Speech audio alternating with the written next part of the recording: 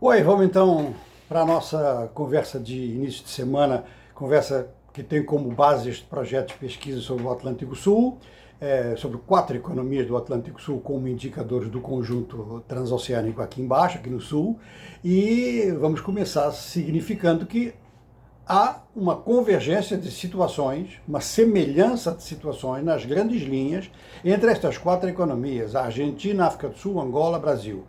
Ora, a Argentina, inclusive, sintetiza um pouco como as coisas estão, porque há um grande desgaste do governo, nos outros 3 países também há um aumento da inflação, é mundial, sem dúvida alguma, e há uma série de recursos financeiros que vão chegar na Argentina, ou que estão chegando na Argentina, como consequência de um acordo com o Fundo Monetário Internacional, mas esses dólares fresquinhos sozinhos não fazem muito. Tem que haver, então, uma ação vigorosa em termos institucionais para motivar o conjunto dos grandes atores políticos e sociais da Argentina. Esse problema também existe em outros países, mesmo quando esses recursos não vêm de fora, mesmo quando são recursos de captação interna. O fato é que divergências dentro dos aparelhos de poder, divergências dentro das alianças que estão no poder ou dos grandes partidos políticos, bom, isto é um fato geral, e é um fato geral no mundo. Não há grande partido político, não há grande aliança política sem divergências, isso é normal. A diferença estará no tratamento que se dá a isso, até que ponto é levada a divergência, se ela vai até ao rompimento, e no caso argentino é mesmo entre o presidente e a vice-presidente, que há divergências de base importantes, e depois esta questão da tolerância dos aliados uns em relação aos outros, ou da fidelidade mesmo nos momentos de dificuldade, isso sim é que define, porque tentar proibir o direito de tendência ou a expressão de diferentes opiniões sobre o mesmo programa, mesmo quando se apoia o governo, claro que isso é impossível e até seria contraproducente. É muito útil esse debate dentro das estruturas de poder, porque é mais um fator de democracia e é, sobretudo, um fator que vai contribuir bastante para se encontrarem soluções que, nesse momento, não são fáceis de encontrar em nenhum lugar. Ora, nós constatamos, por exemplo, que Angola está preparando as suas eleições do mês de agosto, também numa situação econômica difícil, que é aliviada com o aumento do preço do petróleo. Mas a dependência em relação ao preço do petróleo continua sendo uma dificuldade para o desenvolvimento de Angola. Quer dizer, tem que diversificar. Sempre se falou isso. Essa diversificação, logicamente, que agora com novos recursos pode ter um começo, um ponto de partida. Seria importante atuar a 2 níveis, ao nível em Angola, atuar ao nível das emergências, que são muitas, né? Com a pobreza que há no país, há programas necessários para o imediato, a qualquer momento, e essa é a ação de curto prazo, e a ação de longo prazo, que seria necessária, então, em termos de diversificar a economia angolana. Do ponto de vista do relacionamento político, não há como na Argentina mau relacionamento entre o presidente e o vice-presidente, mas há um relacionamento muito tenso, governo-oposição, e isso para as próximas eleições, já conhecendo casos anteriores e conhecendo casos noutros países africanos, pode muito simplesmente levar o eleitorado a se desinteressar. Se o debate for um debate que tiver, por exemplo, muito individualizado, se for focado em termos de ataques com base em fake news, e isso pode aumentar a abstenção, como tem aumentado em outros países africanos, e seria muito mal para a transição democrática, uma transição democrática que já vem desde há bastante tempo.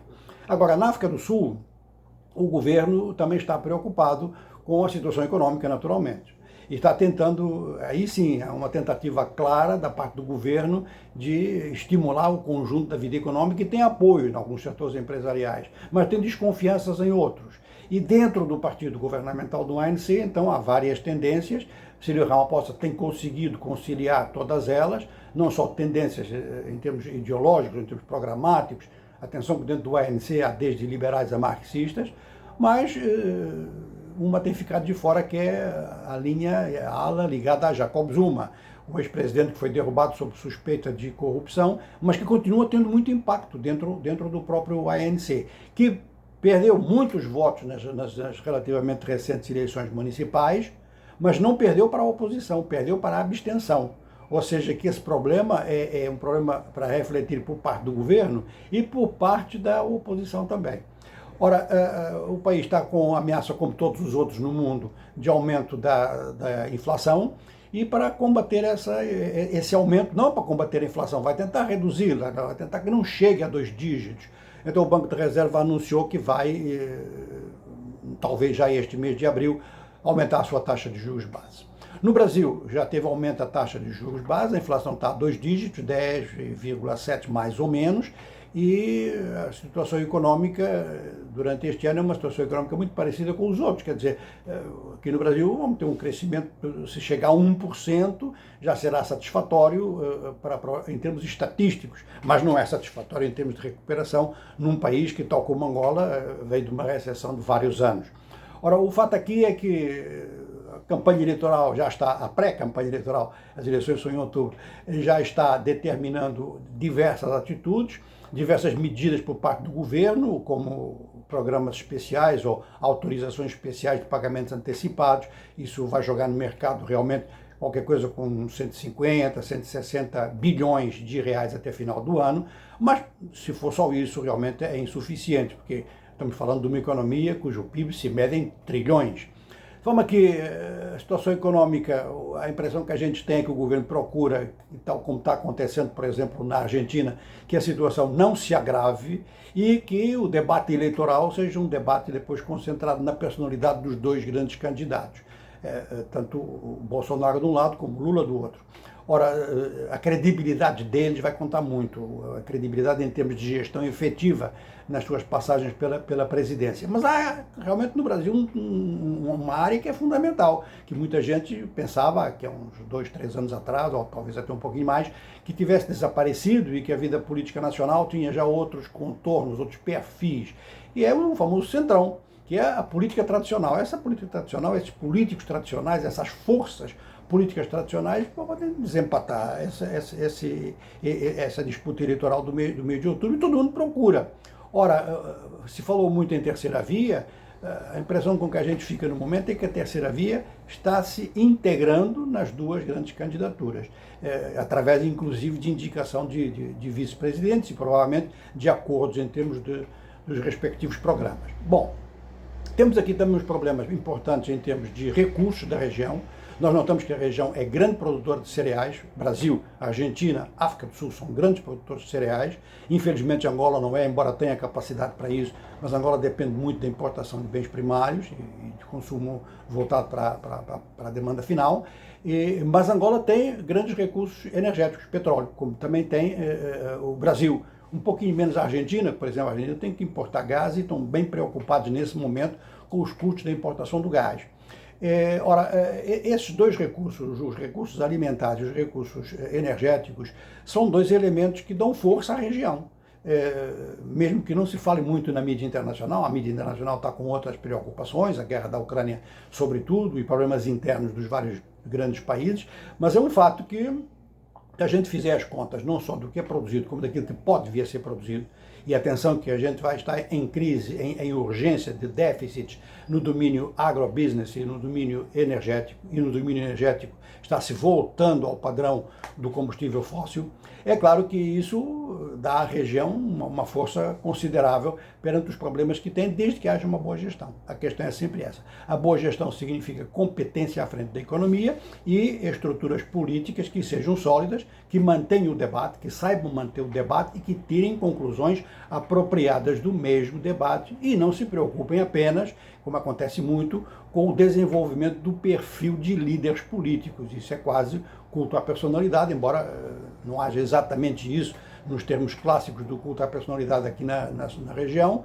nesses 4 países, mas é o fato que a preocupação com a sobrevivência política desse ou daquele agente político mais importante, às vezes é considerado acima, em termos de prioridades, acima das necessidades concretas do desenvolvimento.